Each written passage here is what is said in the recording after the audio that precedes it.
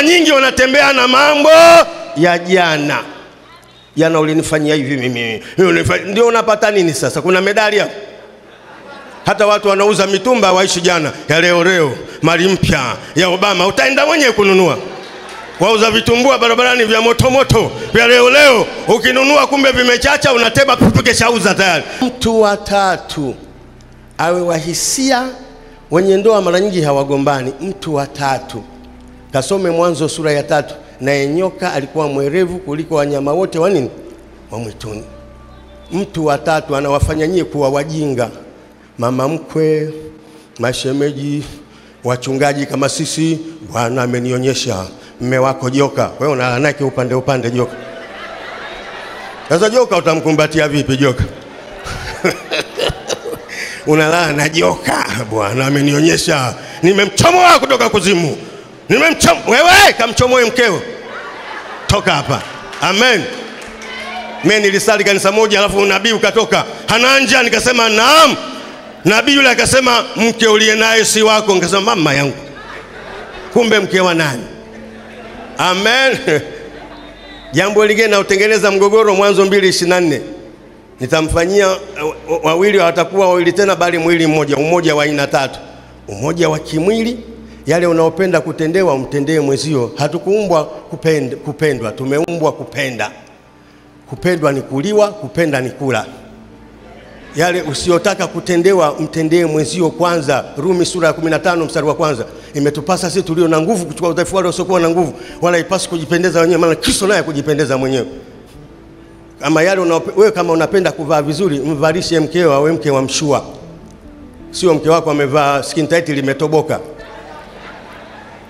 Mvalishe zipu. Kuna magogoro kweli wa kuvalisha zipu. Mwanamke anahangaika kama hana mume. Zipu. Ukimfunga zipu unalamika hizo zipu nazo inaita tabu. Mke wako kama hujaangalia nguo anayovaa, akianguka huko barabarani, ukienda hospitali manesi watakupa chupi ya mke wako iliyotoboka. Utasema sio yangu. Beba.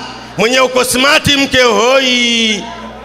Mwenye uko smart mume hoi. Umoja wa kimwili.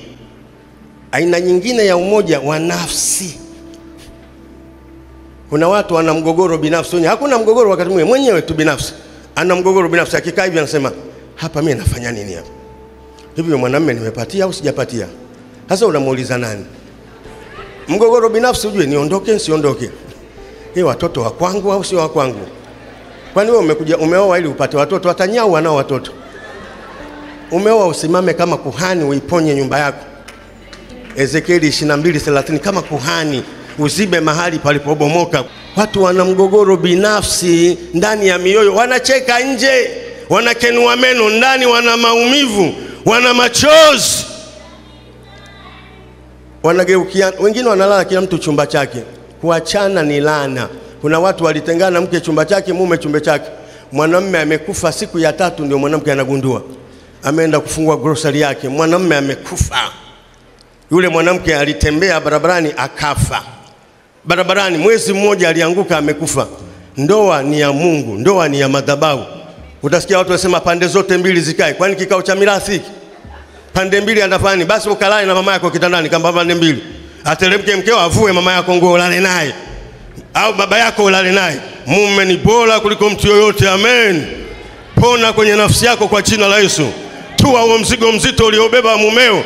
Waebrania sura ya 12 mstari wa 1 mpaka wa 4.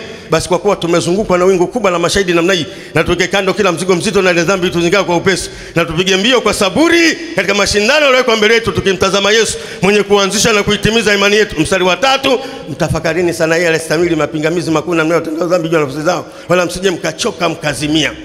Muulize jirani yako, umechoka na nini? Eti mtu anataka kuna kubaka. Hamna hiyo bwana. Kuna vikao vya dharura na kuna vikao vya agenda. Mengi ukuta unapika ugali kama kikao cha dharura, twende acha ugali ungue kwanza. Kuna vikao vya dharura. Amen. Niende wapi sasa? Nimesimama naenda. Kuna vikao vya dharura. Wakati mimi nimekukumbuka kule kazini, nimesimama kwenye basi. Nimeshika daladala, nimesimama ujue. Nikifika unapika ugali nakwambia uache kikao cha dharura. Ndio maana kitambaa kitandani kisikosekane. Una vikao vya dharura wapendwa. Amen. Mambo ya kubakana ni ya wazungu hayo. Amen. Kuna maandalizi ndio, lakini maandalizi yanategemea na maneno ya mahaba, chakula special, kwa jambo special, kwa maneno special. Maneno chumbani hayaishi, unanungunika tu kama nyuki vile. Amen. Bwana asifiwe. Lakini jambo lingine linalofanya wawili kuwa mwili mmoja, habari umoja wa kiroho. Mnasali pamoja. Mwingine anasali huku, mwingine anasali kule. Hapo ndoa inakufa, haiendi. Ibada haishi kanisani. Ibada inarudi mpaka nyumbani. Mnamzunguza askofu, ilikuwaje? Askofu Mtepa, ilikuwaje? Yule mhubiri kijana aliyehubiri kwa nguvu, ilikuwaje? Ibada inaendelea nyumbani, kila mtu akisali kwake. Mwisho wa ndoa nyingi Dar es Salaam. Amen. Umoja wa kiroho. Mwingine anasali Lutheran, ibada mwisho saa 4 imeisha. Mwingine anasali makanisa mpaka saa 8, mnaanza kunywa uji. Mnasahau walianzia wapi, mnaendelea tena. Kuna ndoa. Ukirudi kule mnaanza kubishana imani. Amen. Mnasali pamoja kama mlima wa moto katika jina la Yesu. Amen. Huo ndio umoja tu. Hapa tunazungumza kwa ajili ya umoja wa kiroho. Hamjauliza CV yangu, hamjauliza kabila langu, hamjauliza jambo lolote. Litawafanya mrudi kwenye madhabahu. Bwana atawatengeneza wacha Mungu. Uwe mwenye fedha, fanya kazi, uwe mcha Mungu. Maana fedha ni ulinzi. Mhubiri sura ya 12 mstari wa 7. Kama vile hekima ilivyo ulinzi, ndivyo fedha ilivyo ulinzi. Kama una hela umeisha. Hata wachungaji wasiokuwa na hela wataanza kufuga kuku wa mazingaumbu wanaosinzia kama wanafanya maombi. Ataombea kuku zake, ataombea waumini. Amen. Ndio maana vijana hata kama hawana hela wanatengeneza bonge la wallet. Limejaa vitambulisho vya mpiga kula na vitambulisho vya taifa basi. Hamna kitu, anatengeneza ulinzi. Amen. Wanawake hayo mabegi hamna kitu mara nyingi. Mnalipustiki na wanja, ulinzi. Uwe na ulinzi mpendo, lakini uwe mcha Mungu. Ni sawa sawa darasa 7 hata kama amefaulu, hafanani na form 4 aliyefeli, aliyepata 0 hawafanani. Mwanamume hataki kwenda msikitini, hataki kwenda kanisani, umeisha. Umepanda gari la mkaa. Unaburuta guta hilo. Simama sasa kama kuhani. Upambane mpaka guta ligeuke Prado. Amen. Apataye mke apata kitu chema, sio apataye Prado, sio apataye dhahabu, apataye mke. Kitu chema kipo, akipo wanawake? Kipo. Na Mungu amewaumba vizuri wanawake, akawaumba alafu akatupia na sukari huko. Una sukari huko. Amen. Bwana asifiwe. Mungu awabariki wapendwa, mcheni Mungu. Kumcha Mungu, Mithali sura ya 8 mstari wa 13. Tafsiri ya kumcha Mungu, Mithali 8:13. Kumcha Bwana ni kukataa uovu, kiburi, majivuno, njia mbovu na kinywa cha ukaidi. Yaani ndoa yenye majivuno. Angalia kwetu. Kwetu tuko vizuri sana. Kaolewe na mjomba wako huko. Angalia dada zangu, kaowe dada zako, toka hapa. Mimi ndio safi. Hapa nilipo bonge la janamume bomba. Mwanamume mshua. Amen. Yes. Majivuno, kiburi. Kuna ndoa zina kiburi, kuna maneno. Kasome Mithali sura ya 15 mstari wa 1, wa 2, wa 3 na 4. Ile sura ya 15 mstari wa 1 anasema jawabu la upole hugeuza hasira, neno liumizalo huchochea ghadhabu. Ndoa nyingi zimeingia kwenye mgogoro, maneno. Utafikiri wanashindana kuna medali, maneno. Maneno. Kasome mstari wa 4 kwenye Mithali sura ya 15 mstari wa 4. Ulimi safi ni mti wa uzima, bali ukorofi wa ulimi huvunja moyo. Mimi niliishi na majambazi wa bunduki. Mimi nimecheza boxing Simba Boxing Club. Nimenyanyua chuma Mchikichini bodybuilding ndio weightlifting Ilala. Na kina marehemu Power Benado. Nimevuta magari kwa meno na kufunga kwenye nywele. Nimechimba dhahabu sasa mine Makongoro Matunda Sichunya. Nimechimba Tanzanite ya Arusha. Nimetoroka kwenda South Africa, Kongo, naongea Lingala kama Mkongomani. Sangoni ni sango malamu. Uzali bienga na zali bie. Komona nani komona ngai. Amen. Lakini niliishi na majambazi wa bunduki na wafundisha michezo ya mazingaumbwe miaka ya nyuma. Wakati wa Gasine ya Tonga Mrema.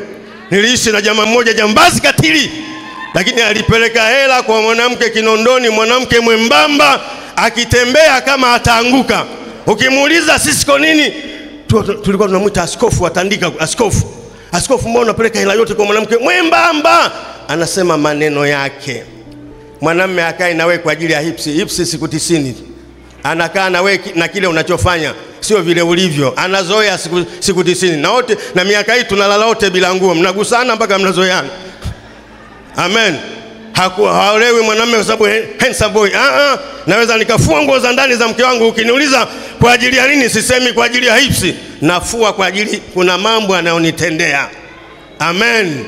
Ulimi wako uwe mti wa uzima. Nimejeruhiwa kazini, urudishe uzima. Nimejeruhiwa mahali, rudisha uzima. Amen. Ulimi safi ni mtu wa uzima. Ukorofi wa ulimi huvunja moyo. Kuna watu wakorofi, ana maneno hayaishi, ana maneno magumu, unabaki nayo mwezi mzima. Kuna ndoa, nguvu za kiume zimesha. Nguvu za kiume umenisema, kuna nguvu za kiume wapi? Kuna tendo la ndoa umeshanisema. Hata wacheza mpira ukianza kuwazomea, hawapigi pasi hao, wajinga, mwisho watakosea. Nishangilie kwanza, amen, alafu nipe ngoma uone sauti yangu. Amen. Amen. Maneno. Amen. Maneno yanaua ndoa sana. Maneno, ulimi safi na ukombozi wa fikra na vinywa vyetu. Mungu aweke mgongezi. Kanisani tunashangilia sana, msifu Bwana, msifu Bwana daima. Nyumbani yale maneno ya zamani ya kukumbatiana hayapo kabisa. Nipishe nipite. Wengine tangu wameoana wamekumbatiana siku ile ya nini? Ya send off. Na siku ya ndoa hajakumbatiana tena huyo. Aseme mume wake, wao, wapi? Nipishe nipite, mimi nimechoka. Umechoka wapi? Huna amri juu ya mwili wako. Nikitaka vikao vya dharura unakubali tu. Amen. Na uwajibike. Amen. Uwajibike, ujue kuniende. Mama mmoja miaka ya nyuma, kila jioni ana homa kwenye fellowship. Kila jioni anaumwa homa. Kila jioni tunamwambia toka homa, achia homa, toka homa, achia homa. Kumbe amepata mume, sio mchezo. Na ule mwanamume akishuki upesi, utafikia ananyanyukia guta huyo. Ule mama akatufuata. Kumbe sasa tunahangaika na maombi, kumbe anahitaji elimu tu. Amen. Ndoa nyingi hakuna mafundisho. Sisi wakati wetu tunamfundisha mtu Alhamisi, Jumamosi anafunga ndoa. Hapo atakusikiliza, anawaza demu wake mafundisho yanatoka wapi. Wakati mwingine hata kiatu bado, pete bado, hakusikilizi. Tunapaswa kuwafundisha tangu watoto maandalizi ya familia. Familia ikiharibika hakuna lolote kinachoendelea. Amen. Ilibidi tumfahamishe ule mama maandalizi. Tulipomfundisha, jamaa alikuwa na skolu 2 tu basi, yuko hoi. Hakuna cha maombi tena wala nini. Mwenye alikuwa anampatia. Alienda naye mwanamke mpaka atoke jasho la makwapani, linaitwa janaba. Mwanamke ashindwe kupumzikia pua, apumzikie mdomo, maana hewa haimtoshi.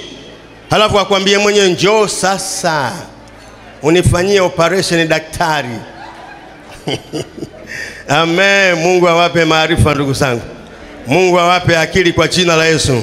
Mahali pa ndoa ni mahali pa furaha. Amen. Machungu yote tunayopitia, ipo sauti mtu wa tatu. Mwambie jirani yako, mtu wa tatu. Na mkumbuke sisi wanaume, ukiona mwanamume anatunza familia amekombolewa. Wanasayansi wanasema sisi wote ni wanyama. Na ni kweli, ukirudi sisi wanadamu wote, wanaume hasa, mwanamume anaweza akazalisha akakimbia, hajali. Ukiona mwanamume anatunza familia amekombolewa. Mimi mke wangu wanampa mshahara wote, nampa gari, ndio dereva wangu. Hata watoto wangu niliozaa nikimpa mama yao mshahara wananiambia, mzee umefeli, umempa mwanamke hela yote. Mama yao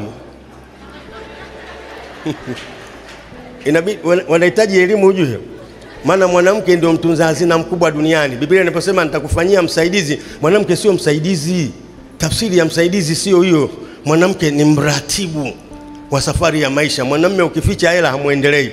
Anayeratibu safari ya maisha ni mwanamke. Amen. Mimi mke wangu ndo anasimamia nyumba, anasimamia kila kitu. Yeye ndio mratibu. Nikidondoka leo hapa atalia kilio kimoja tu, hana mume. Hawezi kulia mipango, kila kitu anajua. Kwa hiyo watoto wanajua nikimpa mama yao hela ya mwanamke wa haitoki ovyo. Mimi mtu akiniomba jero hapa, nikimwambia fuata kwa mke wangu haendi. Maswali atakayopata atakasirika mwenyewe. Mmefahamiana wapi? Umeitoa jero tu. Ndio maana wanawake wanapanda bodaboda msikiaki, sio kwamba wanapendana, hela yao. Amen. Ukiingia hotelini ukiona mwanamke anakununulia chakula, mtukuze Mungu. Nenda mbele kaimbe, amejibu maombi. Amen. Nenda kaimbe. Amen. Watoto wangu wenyewe wananiambia, mzee umefeli. Ruhusu mazungumzo nyumbani. Kuna familia haziruhusu. Sisi familia yetu tunakuponya majeraha kila Jumamosi ya mwisho wa mwezi. Watoto wanajieleza wazi. Tumewazaa watoto watuonye sisi. Wakati mwingine umri wa uzee unaweza ukaamua mambo yote. Kuna tabia za umri. Umri wangu natamani wasichana wadogo. Umri huu ni tabia za umri. Kuna maroho yanashuka, natamani wasichana wadogo.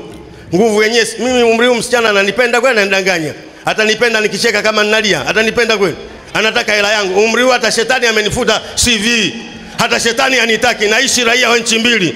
Naishi mbinguni na duniani. Ndio maana naanza kukataa soda na kukataa sukari. Raia wa nchi mbili. Raia pacha.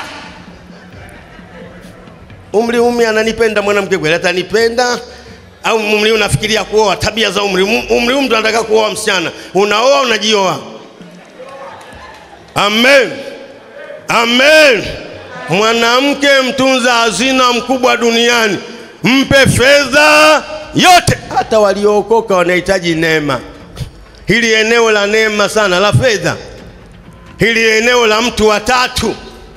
Wanawake ndio maana wengi kanisani usifikiri hawana imani. No. Wanawake wanamjua adui yao wa kwanza sio mume wao. Adui wa kwanza mtu wa tatu.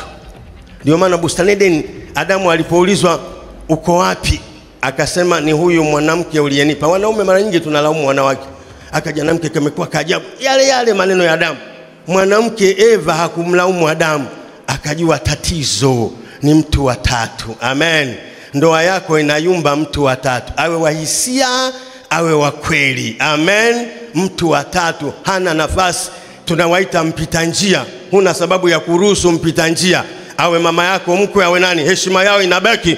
Lakini heshima ya ndoa, mume ni wa thamani na mke ni wa thamani. Mtengeneze viwango mkeo, mtengeneze viwango mumeo. Unamtazamaje? Ndio maana wanawake wameumbwa ili tupate usingizi. Mungu alimpa usingizi Adamu. Ule usingizi uko wapi? Wanaume wanabembelezwa walale wapate usingizi. Kasome Yeremia 31:26. Nami nikaamka nikatazama na usingizi wangu ulikuwa mtamu. Kasome Mhubiri sura ya 5. Suleiman, Mhubiri sura ya 5 mstari wa 11, wa 12 na 13. 11 anasema mali ikiongezeka wala unaoongezeka, mwenyewe itamsaidia nini na kuitazama kwa macho. Mstari wa 12 anasema usingizi wa kibarua ni mtamu, ya kwamba amekula kingi, ya kwamba amekula kidogo. Kushiba kwa tajiri hakumwachi kulala usingizi. Tumeumbwa tulale usingizi. Wanawake wetu watupe usingizi. Na Adamu alipoamka kutoka usingizini, maneno ya kwanza ya asubuhi unapoondoka ni maneno gani? Kuna nyumba mazungumzo yamekufa. Kuna maswali na majibu kama interview. Hujambo? Sijambo. Hakuna mazungumzo ujue. Nataka niseme nawe, sema. Hakuna mazungumzo. Adamu alipotoka usingizini kwenye Mwanzo sura ya 2 mstari 23 akasema huyu ni nyama katika nyama yangu na mifupa katika mifupa. Ule ni wimbo, ule ni utenzi. Mtengenezee mkeo wimbo. Wimbo wa kwanza wa mwanamume uliimbwa kwa mke wake. Ndio maana wanamuziki wa dunia wanaimba nyimbo za mademu wao. Demu wangu wewe mguu kama goroli, mguu kama demu wangu. Muimbie mkeo. Mimi wanamwimbia mke wangu, dada Rosi njoo dada. We atacheka mwenyewe. Amen. Amen. Tengeneza kawimbo ka mkeo. Kale kawimbo ka mwanzo kamekwenda wapi? Yale maneno ya kwanza yameenda wapi? Amen. Lile neno la kwanza unalosema asubuhi baada ya kuamka, mnasema nini? Linatengeneza kutwa nzima, inatengeneza siku nzima. Asubuhi mnasema nini? Amen. Na wanawake, usisuse, usinune, sema. Wewe umeumbwa kutulinda sisi, kupotea hatuchelewi. Sisi kuangalia 70% ya macho ya mwanamume anaangalia wanawake. Angalia demu, bonge la guu. Hata hapa watu wanatazamana hapa 70%. 70% ya macho ya wanawake yanaangalia vitu. Yanaangalia vitu vya madukani. Ndio maana mimi siendi na mke wangu Kariakoo kutafuta vitu, utalia. Kila duka anaingia, teremsha shingapi? 100,000. Nimeangalia. Utafikiri TRA. Teremsha. Mimi huku natembea naangalia wanawake, angalia. Nilikuwa na dereva wangu mmoja ambaye tunakaribia kugonga, shingo yake iko nje. Bwana vipi utagonga? Mzee naangalia mwanamke yule. Huko ana mke. Maneno ya mwanzo mnasemezana nini wapendwa? Amen. Asubuhi mnapoamka mnasema. Mwanamke ukinyamaza wanaume wanapotea. Sisi ni watoto wenu, firstborn wenu. Mwanamume tulia utunzwe. Wanaume wengi kwa ubishi njaa inawaua. Tulia utunzwe. Amen. Miaka 60 unaenda wapi? Atakupokea nani? Hata meno huna. Utaishia kunywa komoni udedi. Tulia. Amen. Ni muda wa kuchukua nafasi yako katika meza ya HW. Tuwasilishe kwako mawazo yenye tija kwa maneno ya dhahabu, kukupa hamasa na kukujengea uwezo wa kufanya zaidi na kuwa zaidi. Welcome to the home of positive vibes.